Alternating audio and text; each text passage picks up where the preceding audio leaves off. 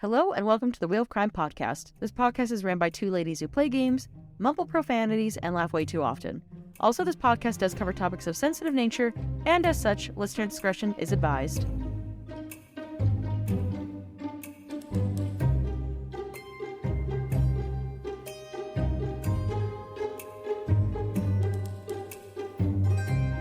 Hello, and welcome back to the Wheel of Crime podcast. My name is Jenn.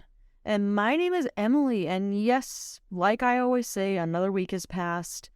Another big, boring week of boring work and boring weather and all these other things I constantly talk about because I am a boring person. And my name is Emily. I'm not sure if I said that.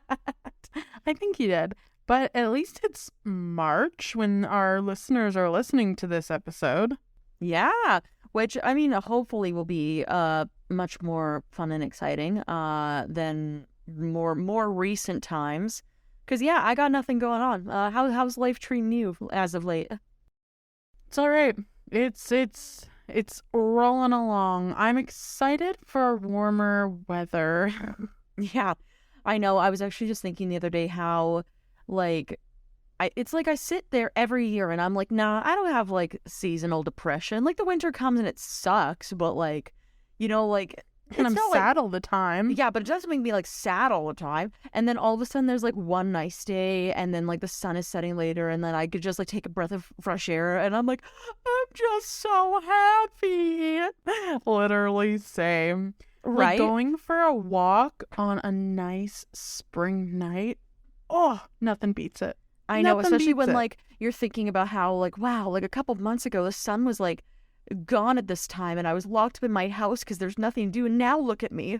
It's still nice outside, and the sun is here. And, like, that's where I was going with this. I feel so unproductive when the sun sets earlier, because then all of a sudden it's, like, gone.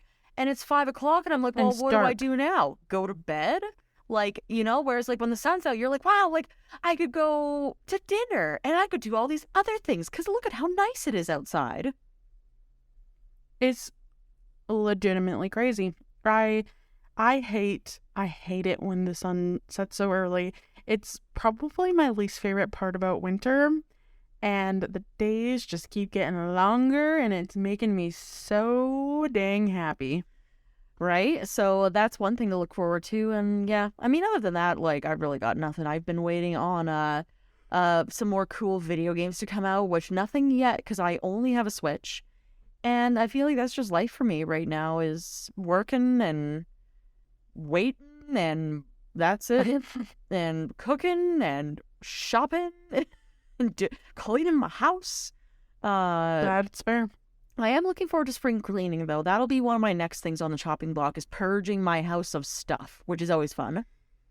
I also need to do that. I mean, when we moved, I realized, I was like, holy fuck, how do we get this much shit?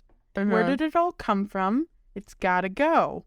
I went through the exact same thing, and now I just have, like, random stuff shoved into places, because I'm like, oh, I could use this for, like, other things, and it's like, I don't live in my old place anymore. Like, if I can't use it here, it's gotta go. She out. Right? So I am for sure on the same page. And yeah, like I said, that's all I got. Any new news in Gen World, or about the same? Other than that, I'm about the same. So we might as well just get right into our wheel of questions. My favorite part of the show. Yeah. All right, let's spin this wheel of questions and see if you can guess my topic for today. What's your favorite horror movie? There's so many good ones. There are no good ones. This is a hard question. Can I give you my top 3? Sure. I'll take a top 3 from you. There's just too many good ones. Number 1. This is in no particular order, by the way, because that would be too hard. Number 1, Martyrs. The 2008 French one, not the American remake. Just so you all know. Okay, number 2, important clarification. Very important clarification. Very different movies. Okay. Number 2 would be It Follows, and number 3 would be... This is the hardest question you've ever asked me, Emily. Well, you seem to be coming up with these answers pretty quick, so you've obviously thought about it before. Of course, I love horror films in my life. I'm gonna say Inside. Okay. I know none of those because, as we've mentioned before, I don't watch horror movies. This is our, like, one polarizing thing that we have going on between us. It's true. This is the one thing we don't have in common that Emily has no interest in. Actually, there's a few things that you're into that I have no interest in, and then there's a few things that I'm into that... For sure. And it's funny, too, because people are like, oh, don't you, like, meet in the middle about stuff? I'm like, honestly, no. We're either on the same page or in completely different pages. There's no middle ground between us. Literally. And, like, so, like, with horror movies and stuff, because I don't like them, I'm going to say that my favorite horror movie that gave me the heebie-jeebies was Crimson Peak. And I liked it because it wasn't spooky. It just gave me the creeps a little bit, which is, if I'm watching anything that's, like, spooky, that's kind of what I'm going for. It's like Stranger Things, like how it gives you the heebie-jeebies, but it's not like you're going to have nightmares about it for days, you know? Fair. That's fair. I understand that, but I don't agree with it. Yeah. But I love horror movies, so we don't agree, but you're allowed to have this opinion. Right? So, that will be my answer. I have no explanation for it, like I said, other than just they're heebie-jeebity. So then, on that note, let's spin for our next question. So what are your thoughts on bone collectors? And I'm going to say, just as an explanation, that bone collectors are people who, as a hobby, collect bones from animals. Sometimes they collect skeletons or skulls or teeth. Some people have a special fascination with, like, human skeletons and human bones. What is your thoughts on, like, just that whole hobby or that whole interest?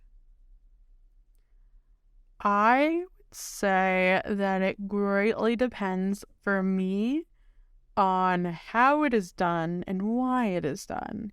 You look at, like, something like the Vietnam War, where American soldiers were literally taking the skulls of Vietnamese people and as, like, war trophies. Yeah, I'm gonna say that's not cool. Pretty dang horrific, in my opinion. But then there's, like, I don't know if it's, like, being done for, like, a scientific reason. I'm very on the fence. I feel like it depends how the bones are procured and why they're procured. Me personally, I don't want no bones. I barely want my own. So that is the funniest thing you've ever said. Oh my god, I don't even want my own bones. And valid, actually, now that I think about it. They ache all the time and they're not that great. Just gonna put it out there. That was my thought too. I was like, actually, yeah, if I could just take my spine out most days, I think I'd be cool with that. But yeah, no, I'm totally on, like, board with you, though, where it depends on, like, the procurement aspect is the most important. And I think most modern bone collectors, at least, like, in North America, usually do it in, like, a conservatory way or ethical means, where it's, say, an animal that died of old age, or maybe their own pets that have died and they want to keep their bones for some reason. Or I know somebody, actually, who's on, like, a wait list from, like, a place that takes in cadavers for a human skull that they pay for, and that sort of thing. I know lots of weird people, actually, now that I think about it. But yeah, I definitely think that the means is one thing, and, like, if it's just people who, like, want just to keep every bone that they find, which I guess is still ethical, so I don't know. I'll just say the ethics of it are probably important, is that. And if you are a bone collector, I think it's actually a pretty cool hobby for people who are, like, interested in, like, you know, making taxidermy mounts of skeletons and, like, doing other things like that. I think it's very neat that people are interested in it, but not for me. I don't want... Definitely not for me either. See, I have some bones that I've collected over the years. But, like, not that kind of way. Like, it just, if it's interesting, like, I was at a thrift store once and there was, like, a muskrat skull that they had up there, and it's just, like, in a little container. So, like, I bought that because I thought it was interesting and, like, that kind of stuff. But like, I'm not, like, a bone collector. I wouldn't say that's, like, my hobby title. Thrift shopper is my hobby title. Junk collector is my other hobby title. I mean, same. I can't say I've ever bought a bone, but I've bought a fossil, so maybe that's bone adjacent. That's bone adjacent, I think, because I also have fossils too, and I would put my bones and my fossils together, I think. Yeah, because, like, I don't have any, like, I think the only fossil I own is, like, a shell thing. No, I'll count it though. I think that counts. It's bone adjacent. I collect bone adjacent things, just not bones. Just not the bones themselves. Which, yeah, honestly, fair enough. All right. Let's spin for our next question. So this question is the reason why I picked this story for today. What is your opinion on curses? Oh God. Oh God. Well, I am cursed, so what more do you need to know? Yeah. But yeah, I'll just go ahead with my opinion on curses in general, and then you can follow up with your current mindset on curses. But I think that curses in like the heebity-jeebity sense probably don't exist, like, you know, in the way where people are like, you open up a tomb and then you're cursed. I'm not really sure if I believe that for the most part.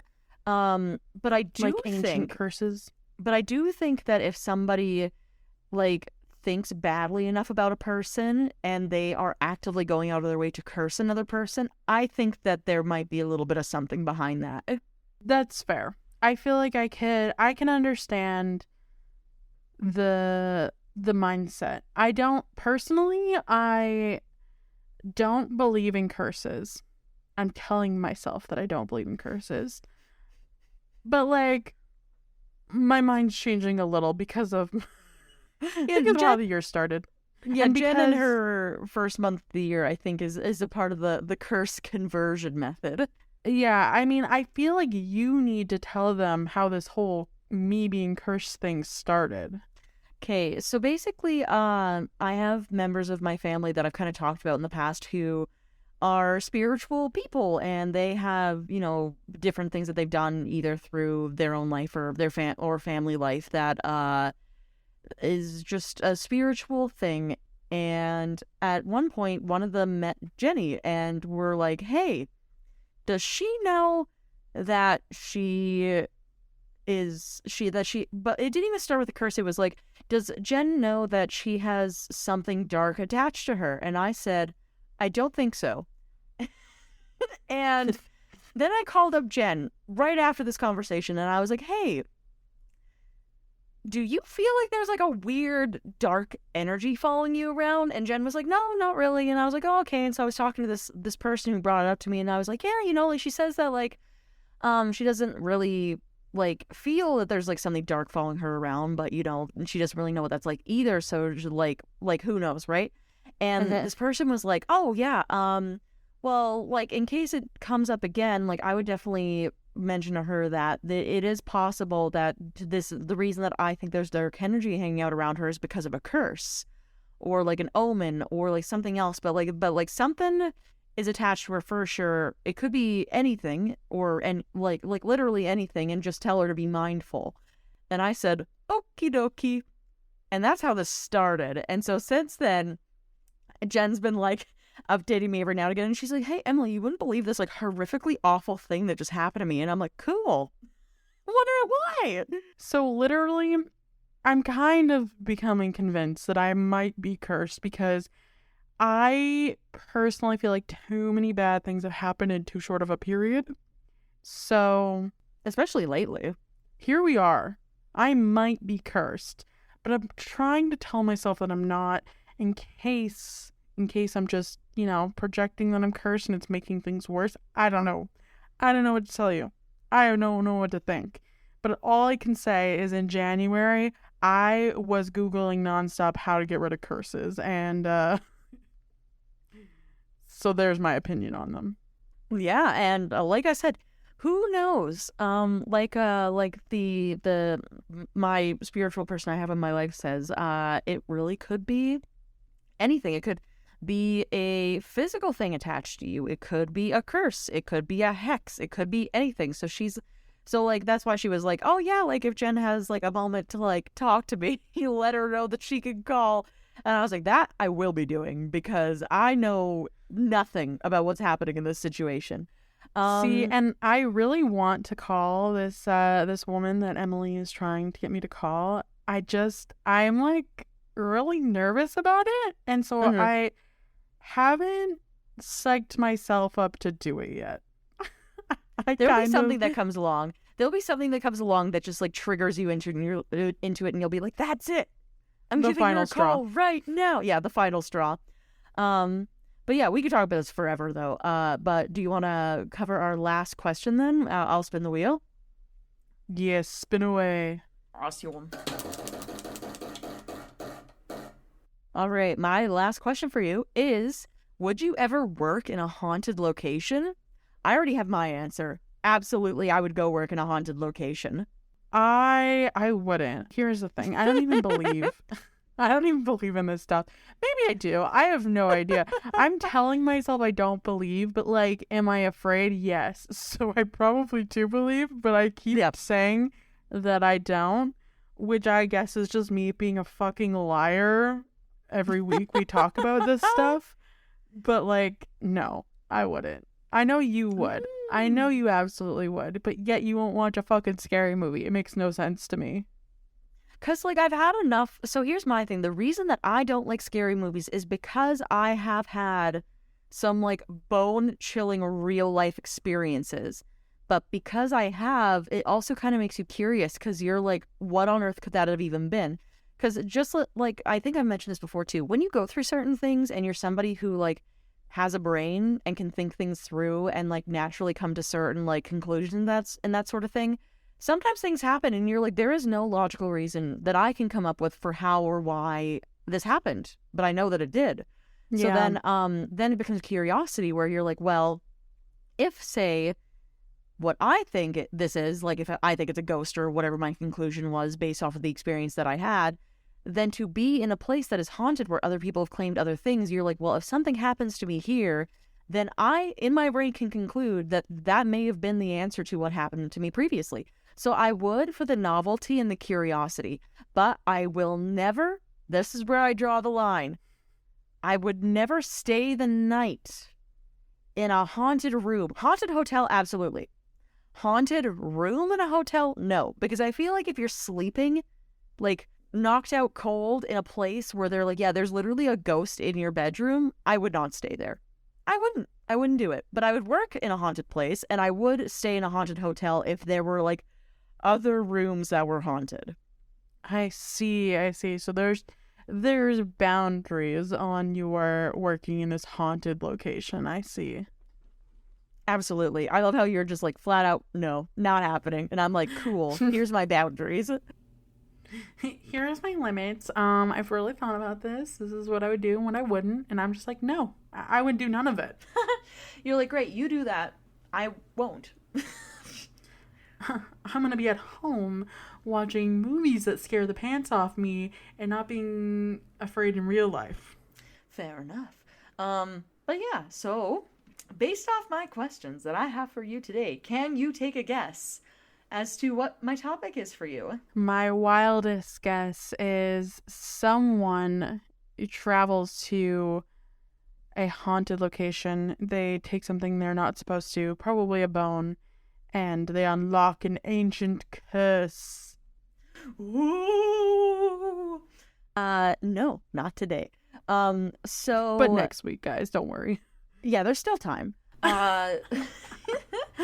But just so our listeners know, so today is going to be a little bit of a shorter episode because I really want to cover this story, but there's like the information I can find on it, like it's not like this huge broad topic that I can pull a bunch of different things from. It's kind of like just, this is the story and this is what we've got. So that's what makes it a little shorter, but it is notorious enough that you've probably heard of this before. So that is another reason why I wanted to share it. So I hope our lovely listeners, you guys, I'm talking to you, enjoy this story as much as I did researching it, because even though it's not going to be the longest thing on planet Earth, it is very intriguing. And so, are you ready for my description? Yeah, take her away, Em. All right. So I'll read. You'll have to tell me after I read the description if you know what I'm talking. Because if you don't, this is going to be so much fun. Okay. So, Poltergeist is a 1982 American supernatural horror film directed by Toby Hooper and written by Steven Spielberg, Michael Grais, and Mark Victor from a story by Spielberg. It stars Joe Beth Williams, Craig T. Nelson, Heather O'Rourke, and Beatrice Straight, and was produced by Spielberg and Frank Marshall. The film focuses on a suburban family whose home is invaded by malevolent ghosts that abduct their daughter. As Spielberg was contractually unable to direct another film while he made E.T. the Extraterrestrial, Hooper was selected based on his work on the Texas Chainsaw Massacre and The Funhouse. Spielberg conceived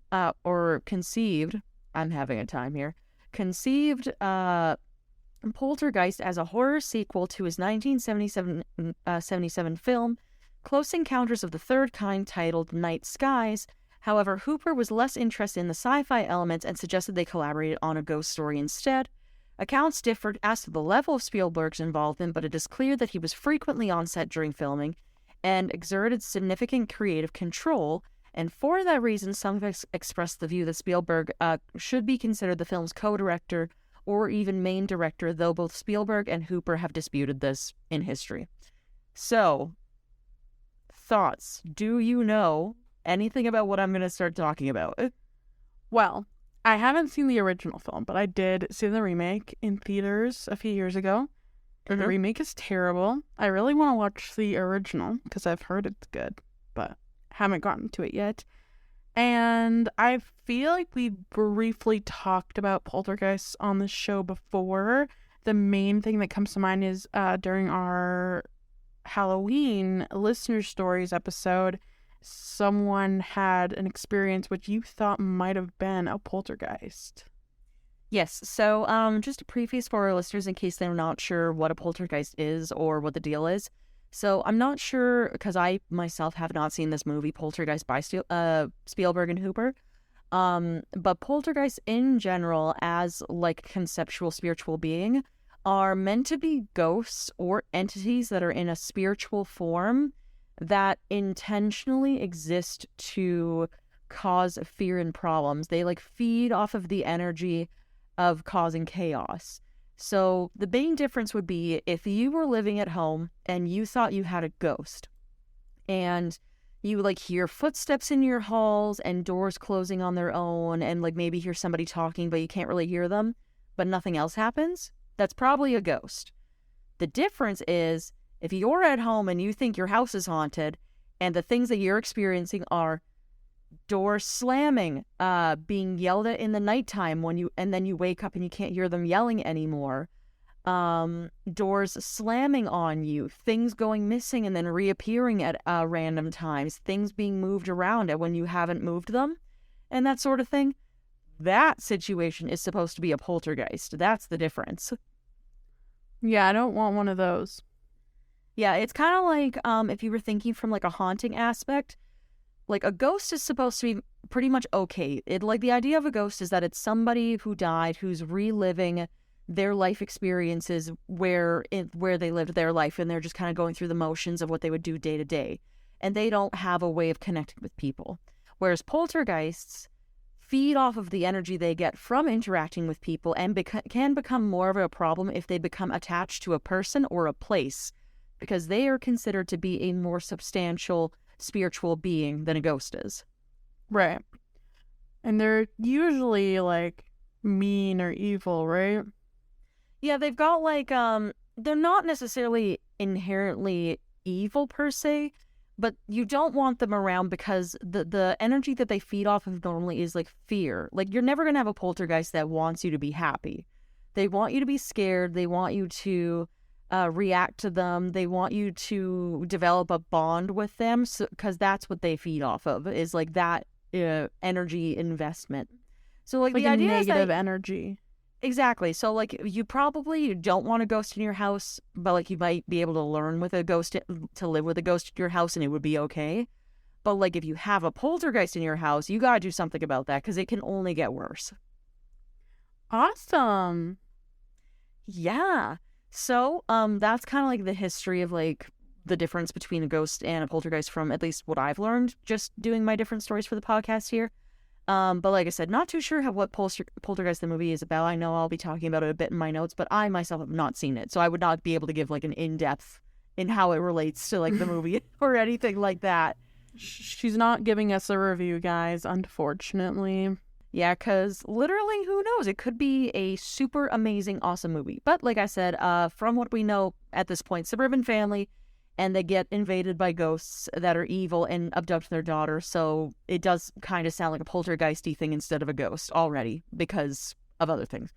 But with that, should I just go ahead with my story here? Yeah, take her away, Em. All right. So when you mix a daughter who communicates with spirits living inside a TV set, a backyard that becomes a swimming pool full of muddy skeletons, and a wolf beast demon that lives in a closet, and Steven Spielberg's genius, you get the perfect formula for a blockbuster scariness. So this movie, released in 1982, the original Poltergeist, directed by Tobe Hooper and produced by Steven Spielberg, was an instant success and is considered to be a masterpiece in American horror cinema. The film focuses on the Freelings, a middle-class family led by youthful, dashing Craig D. Nelson, who I mentioned already in the description, whose life is upturned when a number of paranormal and vicious events occur in their California home, and their daughter Carol Ann is abducted through her bedroom closet by a group of ghosts that are under the control of a monster demon called the Beast. After learning that their house sits atop of a Native American burial ground, the Freelings spend their time abducting or attempting to retrieve Carol Ann, and all the while stay sane as they get smacked around and terrorized and ultimately goobered on in the bathtub. With Poltergeist's success came a creepy mystique that the classic film is surrounded in real-life tragedies that some may consider a curse. Do you know what I'm getting to with this movie? Dun, dun, dun. Because I think we kind of talked about this before, so I'll just put a brief pause here before I continue. So the reason why I'm talking about Poltergeist the movie today, even though there's like bajillions of other horror movies that people love to watch, is because this one in particular is considered to be one of the only cursed movies ever made where people, after watching the movie, are convinced that themselves or the movie itself is cursed. There's a couple of others, but yes, this is one of those infamous films. Yeah, I know exactly what you're talking about. The other couple ones, they're like, it was very blippy what I was able to find on information. This is the most fleshed out one with the most amount of interactions that I got. So it's like the most haunted, quote unquote. But it's for sure a genre, but I thought I would get into it because it's fun. And, yeah, so that's kind of like a brief background on like what the movie's about, which most people would already know. And then the reason being that people say that it's cursed. So let's get into it. So to start, Heather O'Rourke. So Carol Ann Freeling, the young focal point in the series, who was played by Heather O'Rourke, only 6 years old when the first Poltergeist film was released, O'Rourke captivated audiences with her stark blonde hair, doll-like appearance, and big, inquisitive eyes. Sadly, however, she was misdiagnosed with Crohn's disease in 1987, and the following year, O'Rourke fell ill again, and her symptoms were casually attributed to the flu. A day later, she collapsed and suffered a cardiac arrest, and after being airlifted to a children's hospital in San Diego, O'Rourke died during an operation to correct a bowel obstruction, and it was later believed that she had been suffering from a congenital intestinal abnormality, all which occurred during her time while filming Poltergeist. That's awful. That's like one of my fears is like you go to the hospital and they're like, no, you're fine, and send you home, and then, you know, something like that happens. And then there's some other issue that they probably could have figured out if they thought about it for more than 2 seconds. Absolutely, yeah. Don't love that. That's very sad. Way too young. Mm-hmm. Oh, way too young. And then our next lady here, who is Dominique Dunn, she played the original older sister, Dana Freeling. She also met an equally tragic and unforeseeable fate during her time recording for Poltergeist. So in 1982, Dunn separated from her partner, John Sweeney, And in November of that year, he showed up at Dunn's house, or Dune's house, I'm not sure exactly the pronunciation, pleading for her to take him back. When she refused, Sweeney grabbed her neck and choked her until she was unconscious and then left her to die in her Hollywood home's driveway. Sweeney was then sentenced to 6.5 years in prison, but was released after only 3 years and 7 months. Brutal. Don't love that. Nope. Next we have Julianne Beck and Will Sampson. So the other 2 cast member deaths that occurred while Poltergeist was being filmed and developed, while unfortunate, were not as unpredictable or mysterious as the other 2. The evil preacher Kane from Poltergeist 2 was played by Julian Beck, and in 1983, Beck had been diagnosed with stomach cancer, which took his life soon after he finished work on the second installment of the series. The same film was met with further tragedy after Will Sampson, who played Taylor, the Native American shaman, died after undergoing a heart-lung transplant, which had a very slim survival rate to begin with.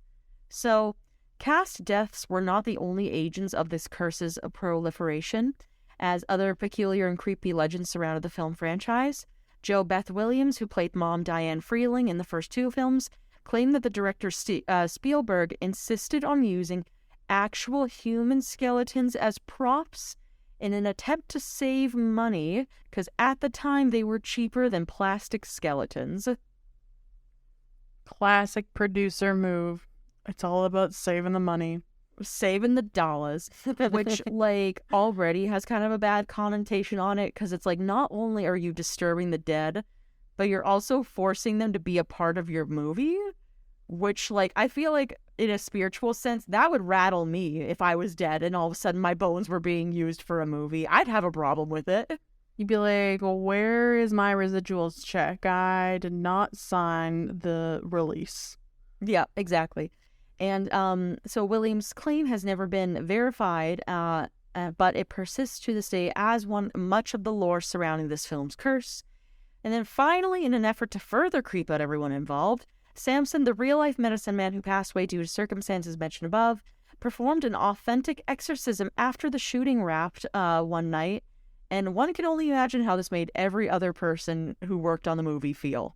But that's kind of the gist of, like, the real and insinuated facts of the Poltergeist movie and the curse that follows it. Because the other fun thing, too, that I remember was when the second Poltergeist movie came out, people were convinced after seeing it that they were haunted because of watching the movie. Same. You're like, that was literally me. Did you already forget that we had this conversation? Yeah, that's crazy. I didn't know that he did an actual exorcism. That's wild. Yeah, because if I was on that set, I would have been like, oh, hell no, I gotta get out of here. I'm not coming to the rap party anymore. Literally. And apparently, like, that was the thing, too, that most people didn't realize, is that although he was playing as a medicine man, and they knew that, they didn't realize that he actually, like, had the ability to perform, they this type of stuff. So, like, when he performed the exorcism, people apparently were like, oh, man, like, if he feels the need to perform an exorcism, one can only imagine the kind of shit that's going to follow this. And then a bunch of people got sick and died. And then they were like, hey, there's real bones here. And everybody's like, wow, sick. That's horrible. I really hate that. Yeah, the other infamous cursed movie is called The Exorcist. Mm-hmm. That was another one where people watched it and would leave thinking that they were cursed or their houses were cursed and that kind of thing. Yeah, it was, like, infamously, like, known to be cursed because I think it was, like, 9 people during the shoot died. And it had a big fire that destroyed, like, big parts of the set, and, like, just things kept going wrong during the filming. And so it was, like, thought to be, like, a cursed movie. Right? Which, like, is funny to me, too, that, like, you know, of course the horror movie would have everything go wrong and have the curse connotation on it. But, like, what do you think? Do you think it's possible to have, like, a cursed movie if you use, like, real human bones or do other random things? Like, do you think that could actually happen, or if it has actually happened?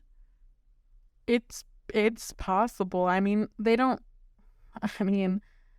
might in some places, but in North America at least, and I'm gonna take a wild guess and say most of Europe, Australia, New Zealand, like, I'm just gonna take a wild guess and say in most places where movies are shot, they don't do that anymore. There's a lot of rules now, especially about like animals. Like that used to be a big thing. There's this movie called Cannibal Holocaust, and boy, that's a hard movie to watch because there's literally like scenes of them killing turtles and they're real turtles.